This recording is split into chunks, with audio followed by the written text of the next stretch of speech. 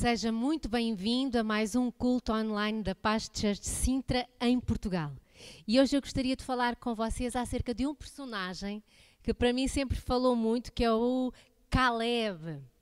Caleb, que é um nome hebraico, mas quando nós vamos ver o significado dele, quer dizer ousado, corajoso, sincero, uma pessoa honesta e amável, bom companheiro.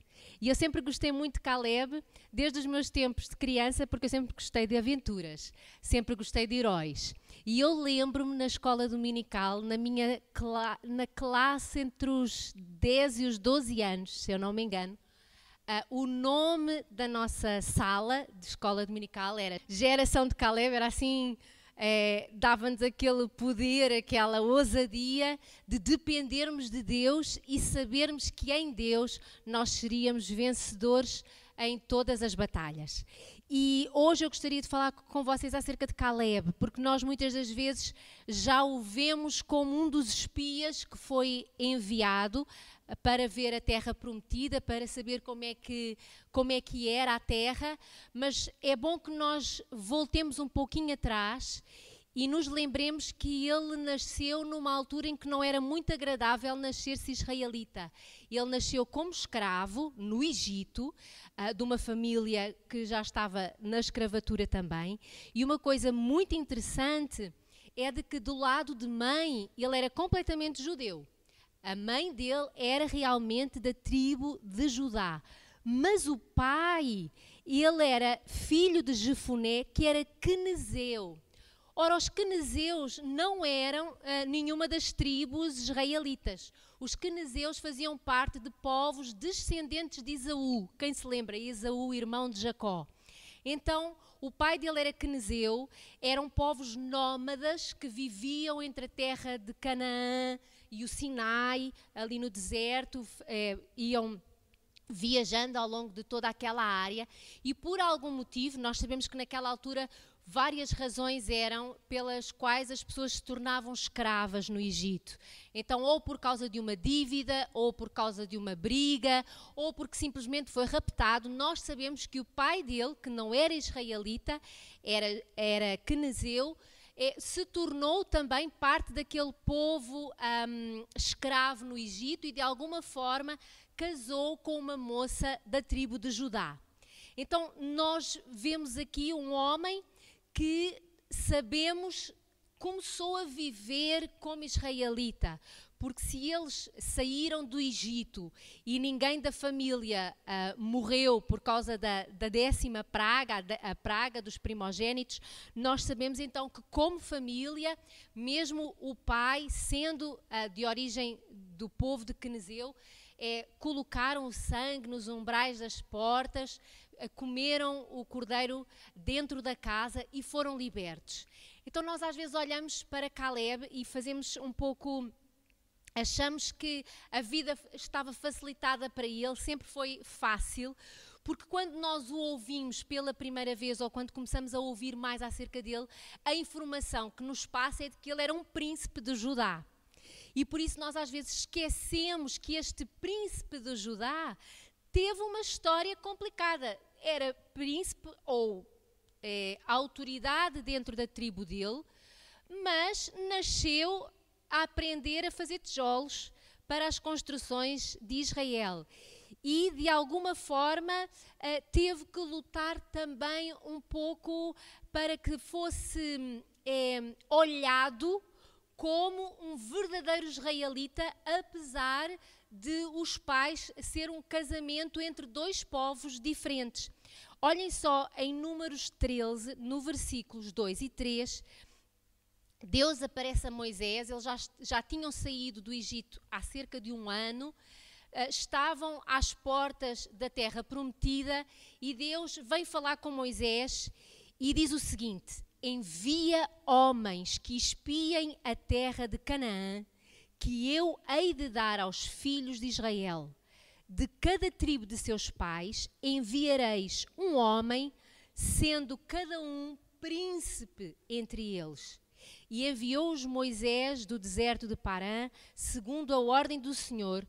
Todos aqueles homens eram cabeças dos filhos de Israel. e da tribo de Judá, Caleb, filho de Jefoné, o quenezeu. Quando nós vemos que eles eram os príncipes da tribo, nós às vezes temos a ideia de que era o príncipe principal. Não era, não foi isso que aconteceu. Em todas as tribos eles enviaram maiorais, mas, por exemplo, na tribo de Judá, o príncipe maior era Naasson, que era filho de Aminadab.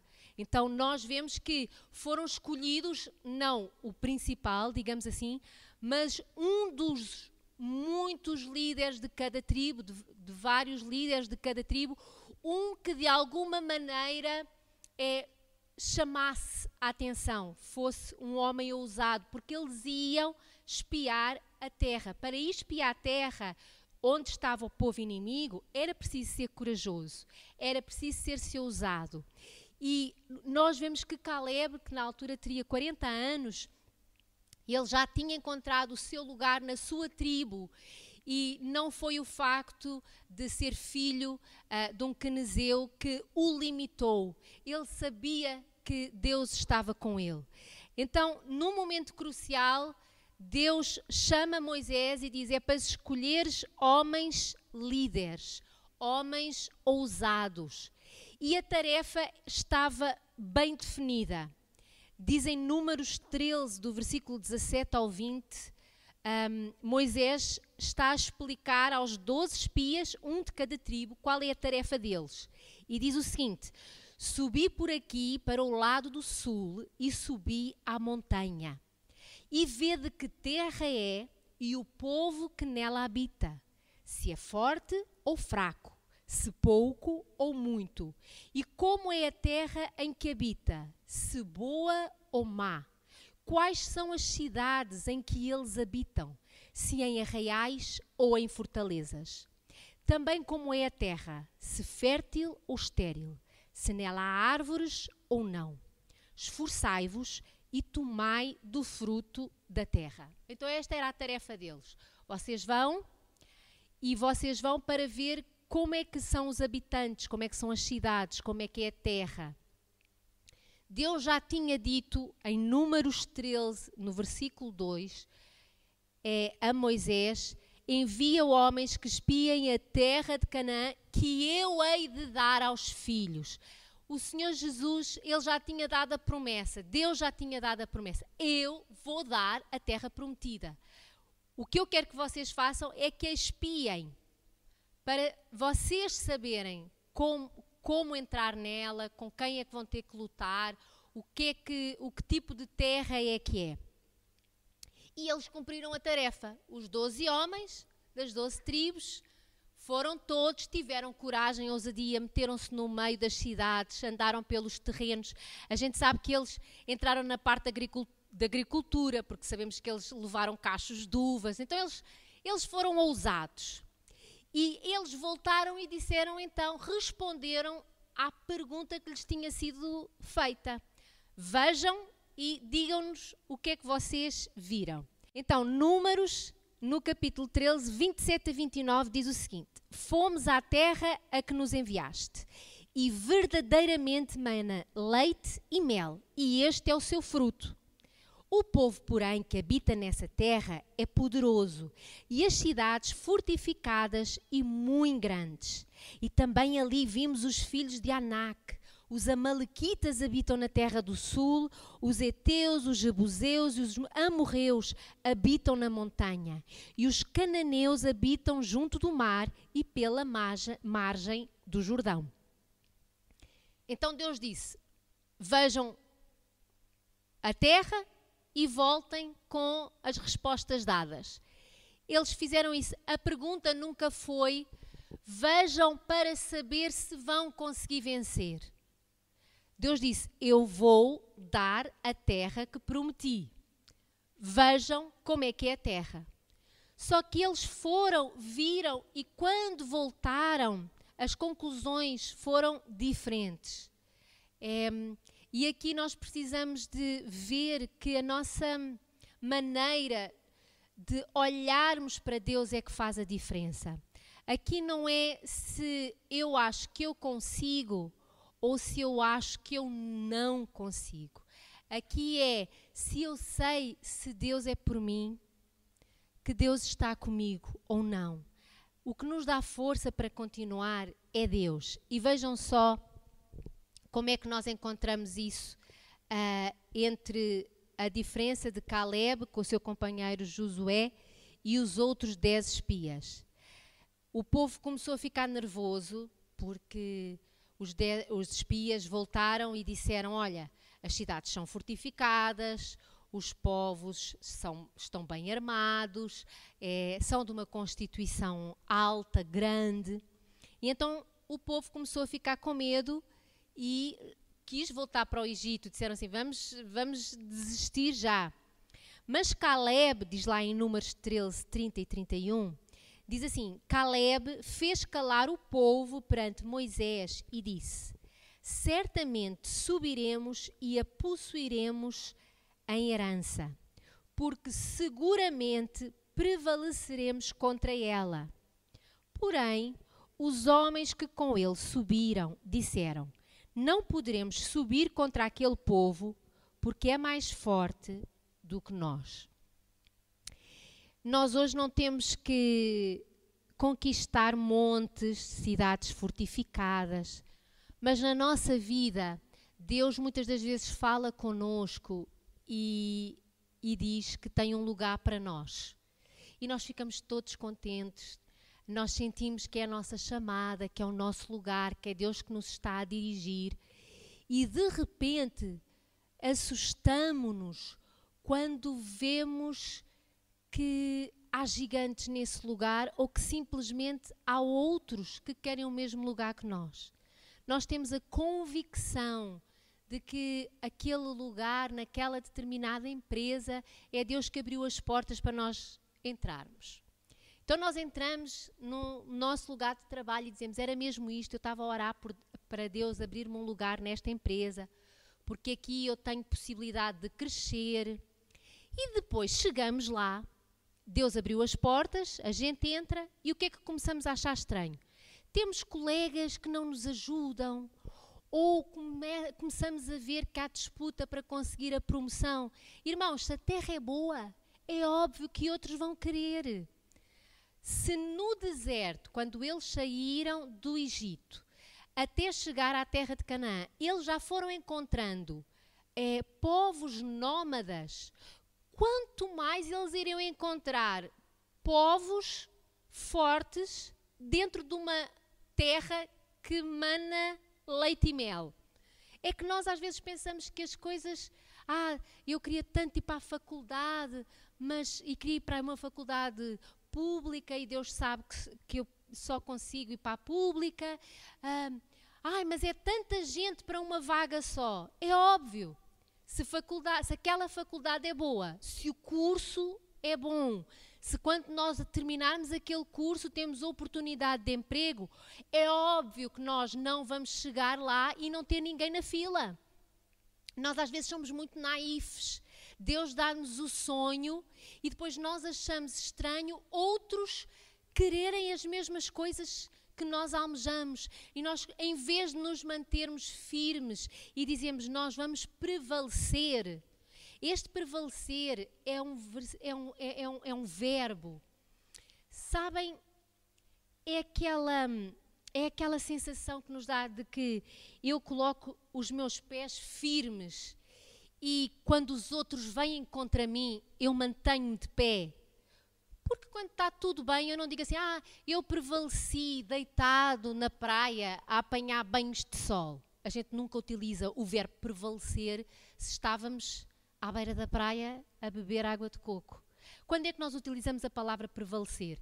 É quando, diante das adversidades, diante de problemas, diante de filas de espera, nós dizemos assim, mas nós vamos prevalecer contra eles e vamos vencê-los. Então, neste momento, nós podemos até ficar um pouco assustados com tanto desemprego, quando voltar a abrir-se este tempo e voltarmos para os nossos locais de trabalho.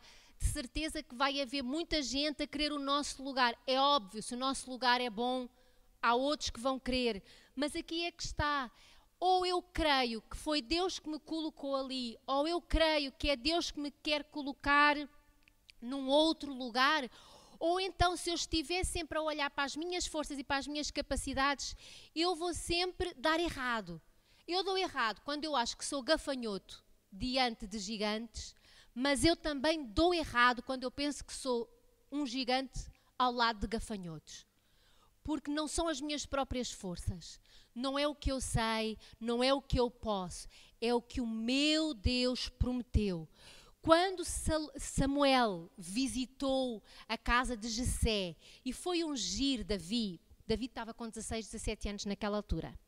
Eu imagino um adolescente, ainda mais músico, um sonhador que gostava de poesia, que tinha o dia todo para matar passarinhos e olhar por ovelhas. E de repente, entre todos os irmãos, Samuel escolhe e diz: o Senhor te unge como rei de Israel. O coração de Davi deve ter palpitado super rápido e ele só pensou assim: enapá, eu vou ser rei. É tão interessante ver que quando Samuel profetizou, ungiu e disse: tu vais ser rei em Israel, não lhe disse assim: mas para tu seres rei em Israel vai haver uma altura em que tu vais ter que matar o gigante Golias. Olha, mas tu para seres rei de Israel ainda vais ter que lutar muitas guerras. Olha, mas antes de seres rei de Israel, tu vais ter que andar a viver nas cavernas, a fugir do rei atual porque ele quer te matar. Olha, tu ainda vais passar mais de uma década até que isto aconteça. Mas o que nós vemos é que Davi não forçou as coisas, deixou as coisas irem acontecendo, sem nunca se esquecer da promessa. O problema que nós muitas das vezes temos é que somos muito naifes. E nós ouvimos uma promessa de Deus ou de uma família abençoada, por exemplo. E nós pensamos: uma família abençoada, então eu vou casar e vai ser lua de mel a vida toda. O que não nos foi avisado é que para ter uma vida abençoada, nós precisamos de aprender a perdoar, nós precisamos aprender a ceder, nós precisamos aprender a sermos companheiros, em sermos cooperantes do sonho um do outro, que se nós quisermos ser pais, vamos ter coisas maravilhosas, mas também vai haver muita fralda suja, muita noite mal dormida. É porque nós imaginamos muitas das vezes as coisas um pouco ingenuamente. Se Deus prometeu, eu vou dormir e um dia acordo e as coisas aconteceram. Deus prometeu a terra prometida, prometeu Canaã, mas é óbvio que a terra ia ter habitantes e era óbvio que os habitantes não iriam sair da terra só porque chegou lá os israelitas e disseram: olha, meus meninos, por favor saiam, porque esta é a promessa do Senhor para mim. Não. Pessoas inteligentes, era óbvio que eles iam chegar à terra prometida. Deus iria lhes dar a terra, sim, mas muito possivelmente eles iriam ter que lutar por ela. Deus iria ajudar na luta, completamente. Eles já tinham visto, se eles destruíram sem levantar um dedo o império que era o Egito naquela altura. Eles não fizeram nada e viram a destruição toda. Deus enviou 10 pragas, dizimou economicamente, politicamente, toda a estrutura religiosa e de pensamento dos egípcios naquela época. Todos eles viram aquilo e eu às vezes fico assim a pensar como é que eles viram o Egito reduzido daquela maneira, uma superpotência na altura, e um ano depois eles não viram um império em Canaã, eles viram cidades. Cada cidade era um governo à parte, era um povo. Muitas das vezes os povos matavam-se entre si, eles não eram amigos uns dos outros. Alguns juntaram-se na altura para fazerem frente aos israelitas, mas eles não eram amigos de todo. Aquilo eram terras que eles conquistavam-se uns aos outros. E depois, como deles viram umas cidades fortificadas, umas pessoas um pouco mais altas que eles, tremeram nas bases. Porquê? Porque se esqueceram de que quando Deus promete, Deus cumpre. Que quando Deus está conosco, então nós não vamos na nossa própria força, nós vamos na força de Deus. Sabem porquê é que Davi venceu Golias? Tudo bem que ele até disse a Saul, eu já matei um leão, eu já matei um urso. Tenho a certeza que Davi tinha boa pontaria, porque ele matava os pássaros para o almoço dele.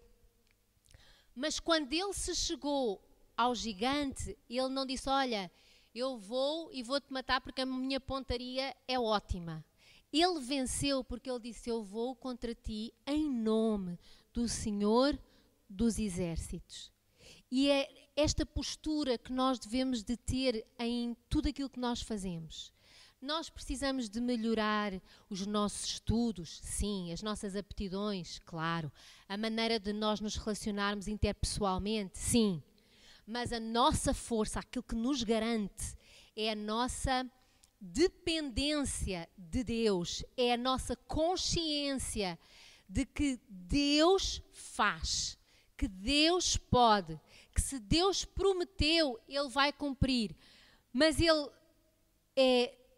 também nos faz passar por estes desafios para nós aprendermos a ter uma atitude relevante de fé, de ousadia, sermos como Caleb, que era ousado. E Caleb, ele disse, certamente subiremos e possuiremos em herança esta terra. Ele diz, seguramente prevaleceremos contra ela. Ele nunca falou, vamos ver que isto vai ser de um dia para o outro. Mas ele disse, nós vamos prevalecer contra ela. E ele não ficou só por aí. Ele continua a chamar a atenção do povo. O povo fica muito irado. E uma das coisas que nós também temos que ver é que às vezes a gente fica assim tristes quando há pessoas que por um motivo ou outro saem da nossa vida. Mas nós também temos que ver que muitas das vezes para nós continuarmos a caminhar, Deus vai retirar pessoas da nossa vida. E para que o povo pudesse conquistar a terra de Canaã, uma geração inteira foi retirada. Uma geração inteira teve que morrer. E Josué e Caleb pertenciam à geração que morreu, mas por causa da fé deles em Deus, eles foram poupados. Vejam só em Números 14, de 6 a 9. E Josué, filho de Num, e Caleb, filho de Jefoné, dos que espiaram a terra, rasgaram as suas vestes e falaram a toda a congregação dos filhos de Israel, dizendo: a terra pela qual passamos a espiar é terra muito boa. Se o Senhor se agradar de nós, então nos porá nesta terra e nula dará, terra que mana leite e mel. Tão somente não sejais rebeldes contra o Senhor, e não temais o povo dessa terra, porquanto são eles nosso pão. Retirou-se deles o seu amparo, e o Senhor é conosco, não os temais. Então aqui Josué e Caleb estão a falar e disseram, se o Senhor se agradar de nós, Ele vai nos dar esta terra. E eles ainda disseram assim, não sejam rebeldes contra o Senhor. Quando nós perdemos a fé, é igual a rebeldia. A nossa falta de fé diante de Deus é rebelião. Quando Deus promete uma coisa e porque está difícil, a gente diz assim, eu já não acredito mais. Então, para Deus, isso é rebelião. Mas Josué e Caleb, eles disseram, o Senhor é conosco. E eles ainda disseram assim, este povo já perdeu a sua força. Eles começaram logo a profetizar, este povo já perdeu a sua força. Muitas das vezes, nós temos pessoas na nossa família que ainda não são crentes. E em vez de nós continuarmos a orar por elas e continuarmos a crer nas promessas do Senhor de que a nossa família vai se toda converter, nós começamos a dizer, não, mas a cabeça dele já está muito fechada. Não, aquele coração é muito duro. E nós também, diante destas situações, ou nós temos o espírito de Caleb e dizemos, não, mas nós vamos continuar a orar porque o Espírito Santo está connosco, o Espírito Santo revela, o Espírito Santo vai conseguir falar aos seus corações. Ou então nós vamos ter este espírito de rebelião, em que dizemos, aquela pessoa, eu vou desistir, porque é impossível conquistá-la para Cristo. Então nós precisamos de ter este espírito de Caleb, de continuamente dizer, eu vou continuar a brigar por esta vida. Eu vou continuar a lutar por ela. Pode parecer que está uma mente fortificada, né? E que nunca vai entender as verdades espirituais. Mas nós temos que ter o espírito de Caleb e dizer, o Senhor é conosco, o Senhor vai nos ajudar e nós vamos continuar a conseguir dar um bom testemunho e de alguma maneira o Espírito Santo vai conquistar aquele coração. Nós precisamos de nunca desistir. Tem que haver em nós um outro espírito, aquele espírito que está alimentado pelo Espírito Santo. Não um espírito de desânimo, não um espírito de eu posso o que eu posso e eu faço o que eu faço. Isso é o humanismo. O nosso espírito é eu posso aquilo que Deus diz que eu posso e eu faço aquilo que Deus diz que eu posso fazer. Eu consigo quando Deus é a minha força, Ele é a minha fortaleza e Ele está comigo. Então Deus disse o seguinte, nenhum dos homens desta maligna geração verá esta boa terra que jurei dar a vossos pais. Então às vezes na nossa vida há pessoas que estão-nos a atrapalhar. E, embora custe um bocadinho, às vezes acontece que alguma pessoa, Deus é que está mesmo a dizer assim, eu vou ter que os afastar de ti, porque pessoas que nos deitam abaixo, pessoas que retiram a nossa fé, pessoas que nos estão a limitar os sonhos de Deus ou a dizer, Deus já se esqueceu de ti. Então, muitas das vezes, essas pessoas nós temos que permitir que Deus as afaste de nós. Então Deus disse assim, nenhum dos homens desta maligna geração verá esta boa terra que jurei dar a vossos pais, salvo Caleb, filho de Jefoné. Ele a verá e a terra que pisou darei a ele e a seus filhos, porquanto perseverou em seguir ao Senhor Deus. Nele houve outro espírito. Nele houve uma diferença. Enquanto que os outros estavam a olhar para as suas capacidades, Caleb ele estava a olhar para o seu Deus. E ele disse, Deus está connosco, que certamente Ele vai nos dar a terra. Muitas das vezes tu já tens promessas de Deus na tua vida e que tu guardaste-as na gaveta porque tu viste gigantes, porque tu viste dificuldades. Nós não ganhamos nada sem ter que lutar um pouco, mas é lutar um pouco, é só mesmo um pouco.